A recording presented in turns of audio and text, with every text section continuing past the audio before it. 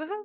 All right. Welcome back to Seed to Harvest, a podcast with founders, creators, and investors about their stories, tactics, and frameworks. Today, I'm joined by Jana Iris. She's a coffee lover, startup advisor, and investor. Since 2008, she's been an early employee of startups including Engineered, New Relic, and HashiCorp, focused on building their developer communities. In 2022, she switched gears into angel investing and advising companies like Spacelift, Fermyon Technologies, SuperTokens, and CloudQuery. Now she invests alongside her team at TQ Ventures. Jana, welcome to the show. Thanks for joining us. Thanks so much for having me.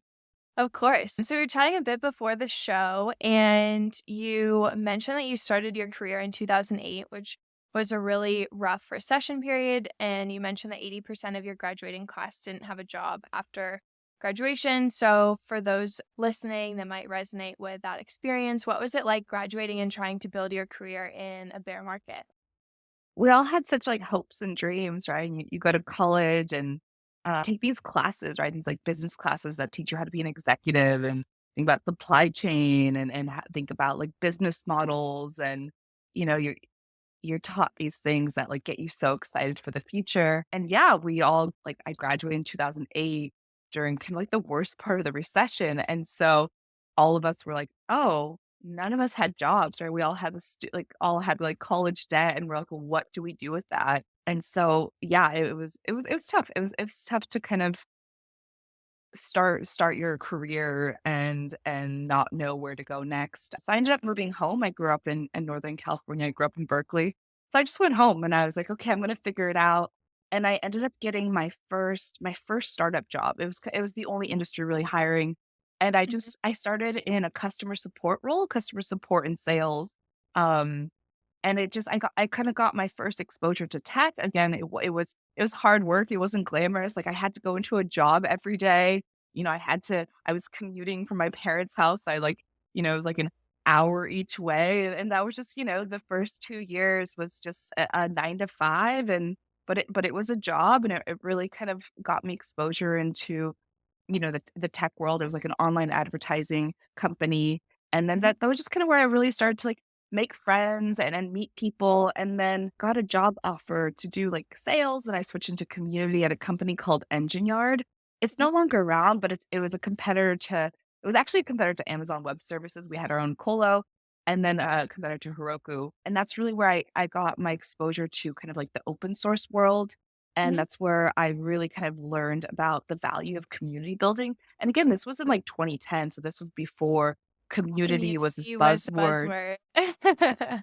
Yeah, and so it was an engineer, just a really pivotal company that I wish more people remembered.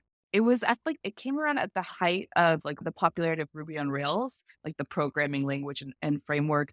And a lot of well-known companies back then were written with that framework. So you had GitHub, New Relic, Bleacher Report, Groupon, and they were all hosted on Engineer, right? So I got to, Mhm. through that second job, just became friends with a lot of really great people. And I think that's, if I could give anyone advice, and especially now 15 years later, is just talk to everyone, be friends with everyone, treat people really well, build relationships, don't be transactional. Cause again, as I've now kind of made this a career switch a bit this year. And also I haven't had a resume or applied for a job in 10 years, because again, it's just when you're good to people and helpful, people remember you and want to kind of support you along the way.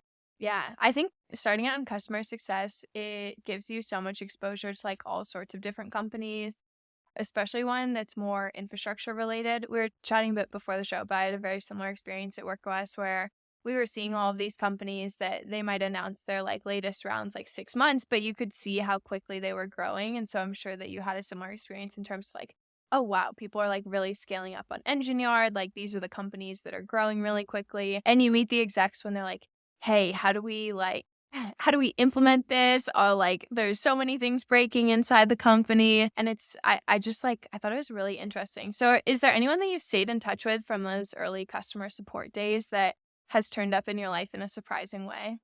So many. Well, I have a really fun story. So Groupon came to us, and back then they were pivotal. They were just a political website that they spun into Groupon. Oh, And what? and we just watched from as we had to set up a whole dedicated team to them. they scaled so fast that by like the height of like when they were still hosting, they were paying us like $1 million a month, right? For like professional services Oh support my because they just gosh. like the demand of Groupon. So it's cool, right? It's cool to have seen kind of the scale of these companies, like you said, from like the customer success and sales Yeah. side of things. But a lot of people, I think, I met Mitchell Hashimoto when he was still in college, right? The founder of HashiCorp. We sponsored him to work on Vagrant, right? The first open source tool that he launched that like, kind of started HashiCorp. But Engineer did a lot of really cool things for like the open source ecosystem and particularly like pushing forward like the Ruby on Rails ecosystem. So and that's kind of where I like learned my framework for community building, especially for developer communities. So we sponsored every meetup and conference, which is like a given now. We had an open source like kind of project program where we would sponsor open source contributors and projects. We would hire open source contributors. So we hired people like Yehuda Katz and Evan Phoenix and Brian Ford, right? So we did a lot of things like that. We were really focused on education, Yeah. workshops. So again, those were, that was 2010 when there wasn't a real framework yet for how to do community Right. building, but we were already doing it because it came natural.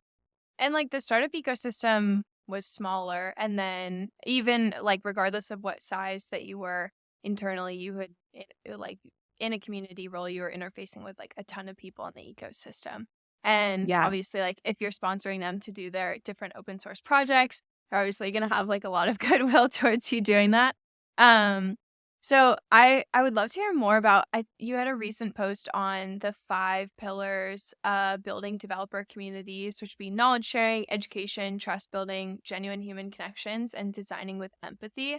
I'd love to spend some time diving deeper on what you mean by design with empathy. Yeah, if you Yeah. want to like talk a bit more about that. It's so interesting because I thought that these 5 pillars of community building were unique to kind of HashiCorp, but I actually think it applies to just like any person building communities, especially like developer communities. So I always think like the most important pillar, especially if you're kind of introducing a new workflow, new way of working, new kind of like terminology, is the education piece, right? It's those blog posts, it's those workshops, it's the training, it's the tutorials, right? It's really kind of, I think that is like the most important kind of like foundation of like, how do you educate people on kind of this like new product that you're Yeah. launching, right? So they kind of go, so it's like education and then knowledge sharing is the second pillar. And I call that more of kind of like peer to peer knowledge sharing. Cause again, what validates your kind of your model or your product or tool, whatever you're building, is when other people talk about you. So how do you kind of like thought HashiCorp, right? We spend a lot of time. How do we make it create avenues that make it really easy for our community to talk to each other, to share, to give talks, to write guest blog posts, right? And then Wait, like how did you think about like the guest blog post thing? I think that's super interesting. You're like relatively early to that as well from a developer community perspective, right? yeah, it's so interesting. I was having this like debate the other day on LinkedIn, and sometimes I'm like, before I'm going to bed, I should just put my phone away. But the open, you're probably laughing. At some point, I don't know. At some point, I just I'm like just because there was picturing like you like getting ready for bed, just in a fight on LinkedIn. as I had like my face mask and just putting on my like lotion, getting ready for Can't believe bed. they would say that. But it was like this person was getting stuck on these nuances. And then at some point I was like, tomato, tomato. And then I just like closed my mouth. Like I was like, this is not the best way to end an argument. But I was like, I can't Yeah. keep. And the thing we were debating about is like this, I know, is the open source model and like the open core model, right? And HashiCorp wasn't the first, right? Like open sourcing software has been a thing since like people have been programming, right? Like Yeah. the ethos is sharing and collaborating together. Like that's been around forever. You have leaders like Red Hat, right? Where that were MongoDB, Chef, right? So you already have you didn't have a lot of people like that had kind of successful models. I think HashiCorp is a really great model of really penetrating the open source market and then figuring out how to monetize. But again, it wasn't easy for us. And so what this person was debating with me on of like, oh, because what I mentioned is the open core model it is great, right? It helps you build community, get exposure. Wait, yeah, what is like open core versus open source? I think that for me they're interchangeable, and I seem to interchange them. So open core is when just like a core piece of like your technology is open source, but the rest of it is Oh, closed source, right? That they pay for got it. you, like or pay for that. So HashiCorp, right? All of Vault was open source, but then Yeah. we had Vault Enterprise, which had very different kind of features that were more kind of Mm, targeted for enterprise users, and yeah, the open source version was more for kind of smaller individual developers. got it. How I think about it. But what this person was debating with me on is because I was saying a lot of times you end up competing with your open source version of your tool, right? Even at HashiCorp, right, we were one of our biggest competitors was the Terraform open source version, right? That like Terraform Enterprise was competing with, and so he was debating with me, saying that that means you didn't think through your business plan, right? And I was just like, how when you're five, Excuse 10 me, sir, did people? you see our $15 billion IPO? I was trying This not to is like, yeah. So he was basically saying that anyone that is competing with like their open source version means that they didn't plan through like the thoroughly think through their business model. But I was just like, when you're 5, 10 people and all of a sudden, right, like it's something really takes off. It's not that you didn't like, you just sometimes don't know what to expect, right? And sometimes Yeah, you're like, yeah. okay, this is you just don't know like what parts of it you can charge for. And so I was like, would you say HashiCorp failed as a business, right? I'm like, like they just passed 250 million in ARR and IPO'd at $15 billion. Would you say, right? That, so anyways, and then I think he kept going You were back. trying to avoid the scoreboard. But then he kept going back. Well, like open source has been a thing since the 80s. Well, I was like, well, it even went farther back than that. But again, like there aren't a lot of models, right? And I think everyone Yeah, now, or a lot of companies are taking kind of like the open source model to gain traction and then building kind of like a pass or a paid version. But it's tough, right? It's tough. And HashiCorp's a great model of a company that did it successfully, but it wasn't easy to get there, right? It was like a ten yeah. year journey type. Yeah. I remember like at Work OS, like what turning on monetization was like because we were like a free product for probably 9 to 11 months. And turning on monetization was like very interesting. So I'd be curious to hear what it was like when you were at HashiCorp and you made that switch. But look, I don't know if you saw the announcement today from GitPod. So No. GitPod, they have like an open source version of their product, and then they also have a hosted version. So today they just announced that they're no longer going to be supporting kind of like the self-hosted version. So that's a great, and Whoa. then they're like turning on kind of like payments and adding more features to the hosted version. So that's a great example of a company that just today announced, hey, we need to figure out how to be a business, which I'm really curious to see how the community reacts. But I think that was a smart move on their part. Mhm. Yeah, they have like 750K developers on the platform too. So I feel like Yeah. that'll be a interesting switch. Oh, I feel like it. Yeah, I guess like what is that monetization turn on experience been like for you in like different roles that you've been on? Because you've been early, so I'm assuming that you've like gone through that switch at maybe a couple different companies. Yeah. I wouldn't say I was an expert in that. I don't it's a yeah, it's a tough one to figure out kind of pricing. Well, but it goes into all of it, right? Product market fit. Yeah. How do you like charge? Yeah, but that's not something that is my wheelhouse. That's super cool. Well, I want to go back a bit into your journey. So we were also chatting about it, but you studied art history at John Cabot in Rome, which is where I studied abroad in my junior year. So I'd love to hear like what you took away from that experience. And then have you gone back to Rome since then? I have not gone back to Rome, but I've been to Italy a few Yeah. times now. I really need to. I feel like that was like such a special moment. Yeah, I think it's interesting, right? I'm technically non-technical, right? Like I kind of like love using that term where I don't have a CS degree. I'm not a programmer, but yet I've been able to have a really successful career in like working at early stage tech companies and building developer communities. And I love that I have this. I'm like, I love that I have this like creative art background. I love that I love music. I love that, like, at some point, like, I added like experiential marketing to my title. So Yeah. I think, because when you think about building community experiences, and this is something I talk about a lot, where it's just like, yes, you can kind of put together the programs, but they need to be connected to your brand, right? And Mm. I talk about a lot about how do you bring life to a brand. And so again, I love that I have this kind of like marketing, storytelling, art background, because I apply a lot of that to a lot of the community programs that I would launch. And so that was something that, like, I'm currently, oh my gosh, I'm currently working on a blog post right now, because it's exactly a year since HashiCorp went public, December 9th of last year.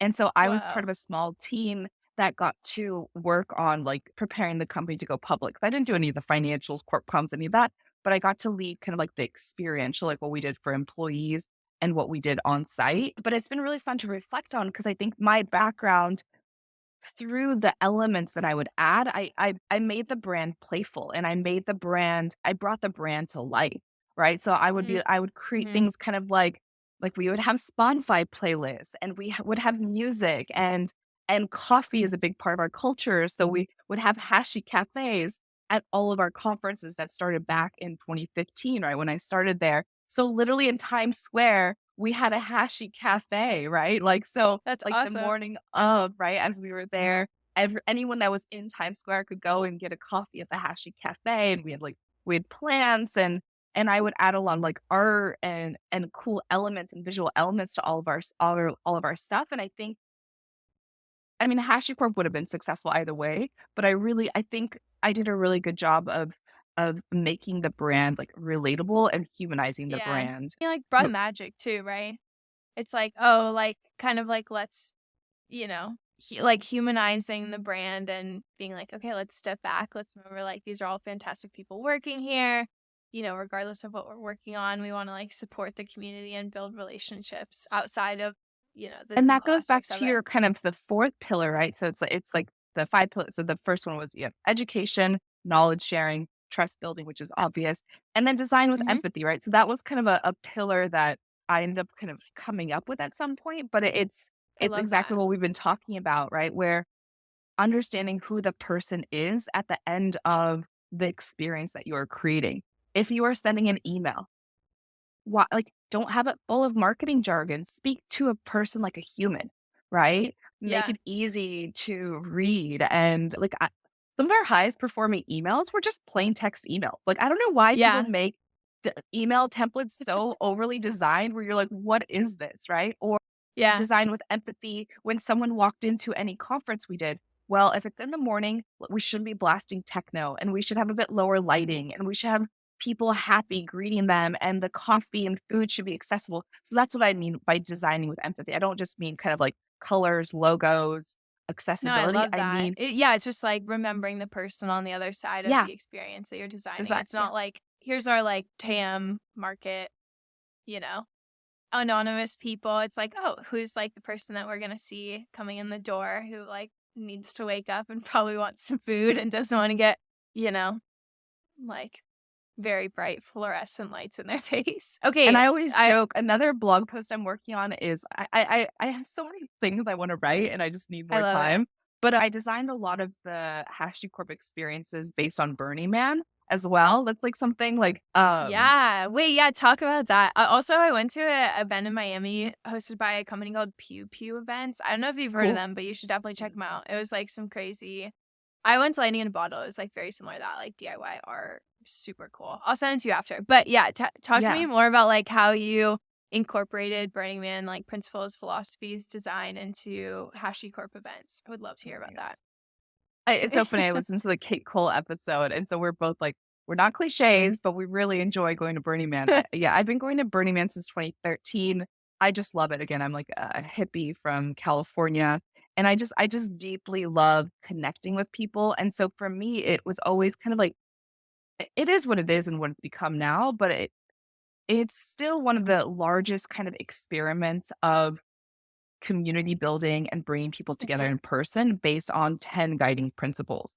And I think I think that's a really cool concept. And also just kind of that is based on gifting and how, like, the layout of it. So there's a bunch of elements I would incorporate, but even kind of how I would design our conferences, I would set them up kind of how Burning Man was laid out, where What? I would Okay, yeah, tell me no, more so about that. we can That's go all awesome. So there would be Burning Man has center camp, right? So Burning Man's kind of set up on this grid where you have these streets and you have all the camps, and then you have kind of center camp, which is kind of your anchor, and then you have the bird, and then you have all the art, like, and deep playa. So would have, like, the HashiCorp zone would be I would Mhm. refer to as center camp. And then all around we would have these rings. So we would have the HashiCorp zone where you can come and find, like, core contributors and the experts and the engineers that build the tools you love. And, like, so we would have kind of like the HashiCorp zone in the center. And then we would have, like, the Hashi Cafe near. So you were also able to, like, come and get coffee. And then we would have around us, we would be surrounded kind of by our partners and, like our, like the cloud partners, like our SI, like integration partners. So I would kind of design it, like, the way you would flow through it would be kind of how you would, like, experience Burning Man. I don't know. Wait, that's awesome. I love that. Which of the 10 guiding principles would you say was, like, most influential in terms of, like, that kind of design? Well, I think it's more of just, Or is it, like, the combination of them?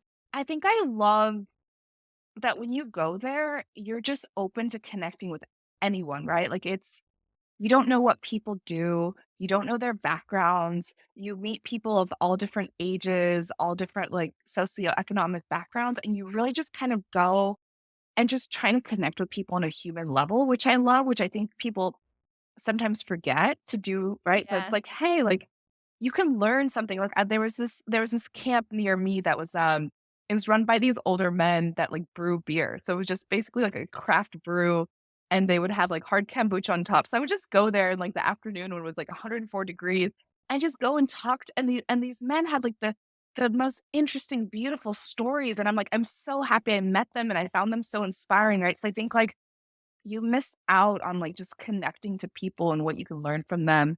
And then I also love the idea of, like, the gifting economy, and just so that's a whole Mhm. thing. And then play. I think like, right when you grow up, you're like, okay, I have to be the serious adult and I have to live this certain way. And I think there's this, like, loss of imagination, right? So for me, I like, I try not to put my life in a box. And then that in a career or personal life. So, for example, career, right? Like, after HashiCorp, I was like, okay, well, now I have to go because I spent 7 years and I did this iconic thing. I now have to go and be an executive and do it all over again and prove I kind of put my career in a box, but which then didn't open me up to, like, other possibilities, right? But then I was like, okay, I started, like, I made my first angel investment, Wait, and wait, then I wait. started. I wanna Oh, talk yeah. about, like, what was your first angel investment like? Like Oh gosh. So again, I never thought venture was a route available to me. I think when I started in tech, it seemed in 2008, it seemed like this kind of untouchable thing, right? You had these, like, legendary funds and these legendary investors, and it just felt so off. So I never really paid attention to the world of investing. But then after I left HashiCorp, I was like, okay, well, because I'm not a person that needs a lot of stuff. So I was like, okay, well, I'm gonna just maybe set aside a little bit of cash to just try to, like, invest. And my first investment came through a friend. And this woman, she started a company called Gabby that is trying to change the way that breast cancer screening is done and awareness around kind of breast cancer. And I was like, well, that's incredible. That's something I care about, right? My grandma and grandfather passed away from cancer, right? So I'm like, so I made my first investment based on something I deeply care about. And then once I was like, oh, that was actually really cool, right? I learned a lot through that process. I get to support a friend, I get to support a mission I deeply care about. Then I started to kind of be like, oh, is this actually something I could do? And then all of a sudden, right, I just kind of I approached it as, like, I just kind of started, like, reaching out to people on LinkedIn. I was like, "Hi, I don't know what I'm doing, but would you talk to me?" And so I just started reaching out to, like, people that would yeah, potentially, like, give me advice. Like, I ended up meeting Grace Isford. She's a partner at Lux Capital. at Lux, And I was yeah. like, "Hey." Oh, yeah, I love Lux. Yeah, yeah, And yeah, she's great. she's like, "Yana, come to this dinner." It was in March. Again, I had never paid attention to, like, the VC world, but it was in March. And she's like, "Yana, come to this dinner." So a few things happened at this dinner. once she sat me down next to Michael Stoppelman, who's like a legendary angel investor. He used to be SVP of Yelp. And I didn't, again, because I'm just set, like, I don't know this world. I didn't know him. So I was like, hey, I was just chatting. And at some point, I Yeah, was like, like, what's up? what's up? And at some point, I was like, Michael, you're going to be my mentor. And I was like, you have no choice. I literally told him, he's like, okay, sure, Yana. And literally, he has been, he's been like, he texts me all the time. We chat, he gives me advice. But so I think that's my biggest advice to people is don't be afraid, right? Like, just because someone may seem like super successful and have it all together, at some point they were at the beginning of their careers, right? At some point, and so people are more willing to talk to you and more willing to help you than you realize, right? So Michael's a great example of someone like like I was like, I'm not going to be afraid to talk to him, and maybe he brushes me off, but he didn't, right? He was instead like, okay, I got you. Yeah, yeah. Okay, as we wrap up, I want to talk about something that we mentioned at the beginning, which was the days after ringing the bell at the IPO. So, like for context, you started at HashiCorp at 10 employees, and then they Yeah, IPO'd 6, 7 years after that. 7 years. 7 years after that at $15 billion, which is crazy. But you mentioned that you had IPO maids, which is awesome. Can you share a bit more about what an IPO Sure. maid is and like that experience? Yeah, it's special, right? So I've done 6 early stage startups. I started working right, I think I love the tech industry. I love building. I'm a builder. And so when I joined HashiCorp, right, I deeply loved Mitchell and Armand. I you could already get a sense from the community that they also loved the products we were building. And I didn't join HashiCorp because I thought one day like, oh, I'd be rich and we're going to be a publicly traded company. You just don't know that, right? And I think sometimes people Yeah, lose the fact that it's like it takes years, right? Like yeah, it took 10 years of I was there 7 years, right? But for it mhm, to, like, have some type of exit and that's just, like, one start, right? The company continues on, it's gonna be one day as big as Oracle. But it was really special, right? I think, again, we didn't expect it, right? It's something we all just kind of we loved HashiCorp. A lot of the early people stayed, right? It was, like, a really beautiful culture and just, like, such a special place to work. So I ended up staying that long. But yeah, it was so I was part of a small team that they brought in early to kind of help prepare the company to go public, right? I did a lot of, like, the experiential stuff, mhm. the day of and for virtual stuff for employees.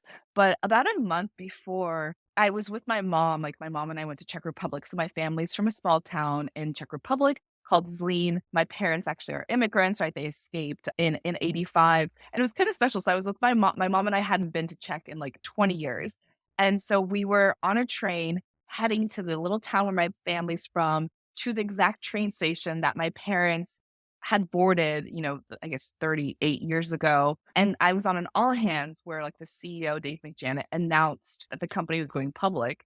And I still tear up about it because I like looked at my mom and I was like, the sacrifices you and dad made allowed me to have a career and a life that I like probably could have never dreamed of. So it was special, right? It was this like special moment that I got to experience with my mom of like, oh wow, our lives changed because of the sacrifices you made. But yeah, and then so fast forward a month later to the IPO, they had all the 50 early employees come, which was really special.